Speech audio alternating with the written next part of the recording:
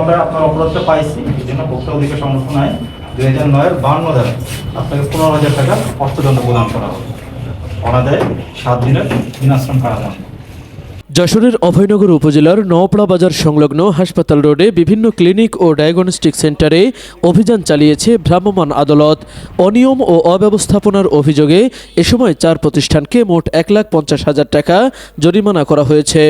সোমবার দুপুর 12টা থেকে বিকেল 3টা পর্যন্ত এই অভিযান পরিচালিত হয়।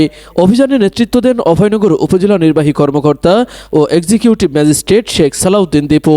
অভিযানে আরও উপস্থিত ছিলেন সহকারী কমিশনার ভূমি ও এক্সিকিউটিভ ম্যাজিস্ট্রেট আশিস কুমার বসু, উপজেলা স্বাস্থ্য কমপ্লেক্সের চিকিৎসক এবং আইন শৃঙ্খলা রক্ষাকারী বাহিনীর সদস্যরা। ভ্রাম্যমাণ আদালত সূত্রে জানা যায়, অভিযানে লাইসেন্স ও পরিবেশের অনিয়মের দায়ে 4 প্রতিষ্ঠানকে অর্থদণ্ড দেওয়া হয়।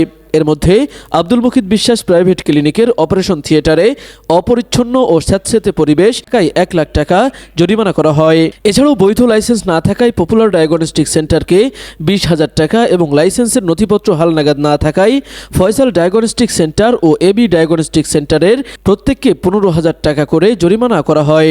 ফয়সাল ও এবি ডায়াগনস্টিক সেন্টারের জরিমানার আদেশে অনাদায়ে 7 দিনের বিনাশ্রম কারাদণ্ডের বিধানও রাখা হয়েছে।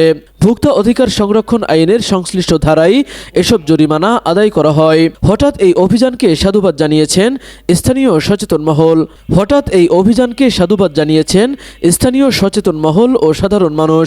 তাদের প্রত্যাশা, চিকিৎসা কেন্দ্রে এই ধরনের তদারকি নিয়মিত থাকলে সেবার মান বাড়ার পাশাপাশি সাধারণ মানুষ প্রতারণা থেকে রক্ষা পাবে।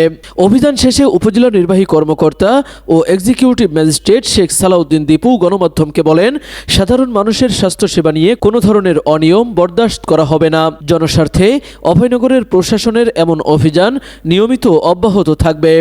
তাওহিদ হাসান ওসামা, খবর অভয়নগর।